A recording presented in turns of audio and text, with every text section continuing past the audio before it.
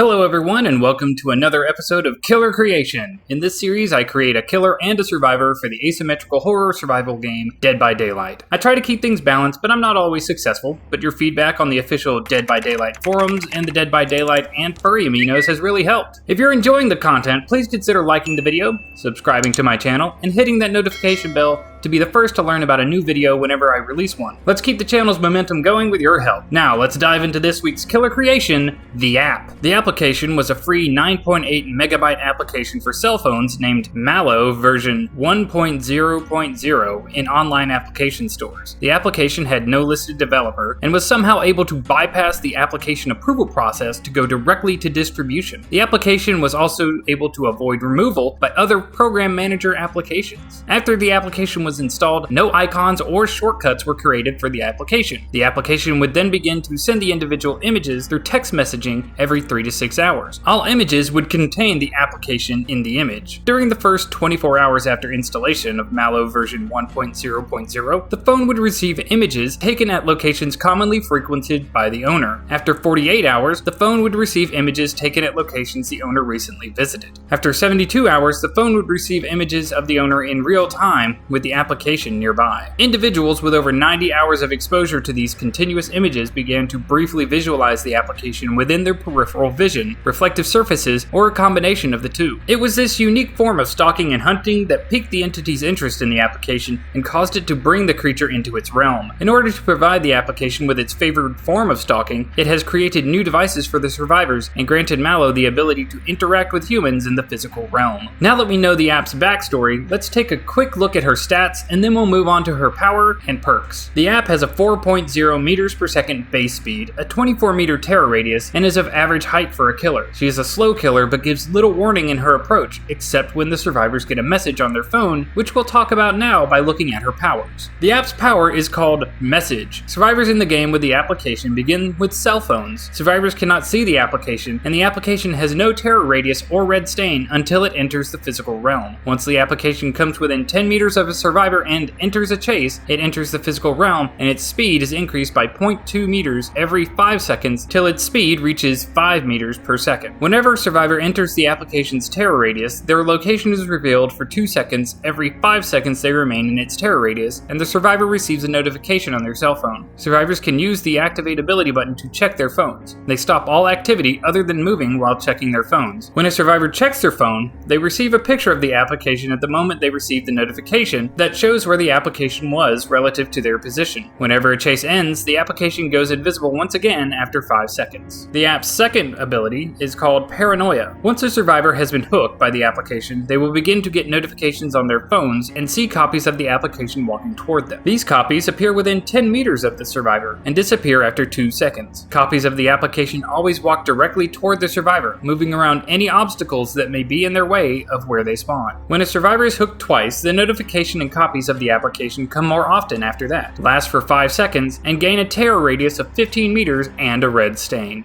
So those are the app's powers. The app is a killer unlike any other in the game. It gives survivors a new way to track her and interacts with them in a different way than any other killer before. Her ability to mind game survivors by making them think she's going in one direction when her message updates them, then moving to arrive from another makes her a tricky killer to predict. Her false images can put survivors into a surprise panic and force them away from objectives, or make them run in a different direction than they had planned to in a chase when they thought the app was actually in one place, and an illusion makes them think she's coming from another. Her low speed building up to a much faster rate will cause her to become a fearsome chaser if she can actually manage to get to a survivor to enter the physical realm. But if she loses the survivor, she is punished by being sent back into her own realm and having her speed reverted to her normal 4 meters per second. I think she would be a fun killer to play as and against, but now that we've looked at her powers, let's take a look at her perks.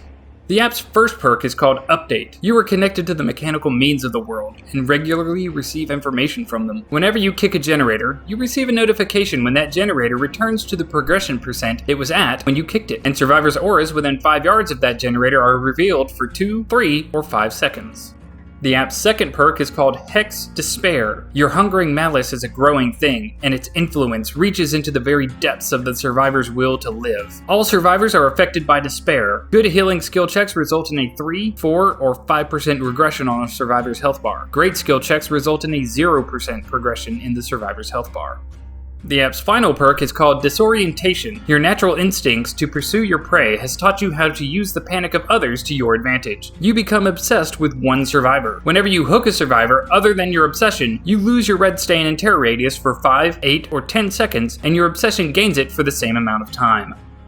And those are the app's perks. I see Update as a more tactical version of Tinkerer. Instead of waiting for a generator to hit 85% for a warning, you need only wait for survivors to get their progression back and see their auras in lieu of making you lose your terror radius. I think it might be a really good staple perk for Freddy. Hex Despair is basically Hex Ruin for healing. Monto, you're welcome. We're gonna slow the game down a whole lot. Survivor mains, well, feels bad, man. But slowing generators down isn't the only way to make survivors take longer to do things. Survivors will come to ruin and despair with this deadly combo. Disorientation makes your obsession a source of confusion and panic for other survivors. While 10 seconds may not seem like a lot, it can be an eternity when you have no terror radius, and the obsession is running around with it. Stealth killers like Ghostface and Pig can do wonders with 10 free seconds at full speed before having to go back into their stealth states.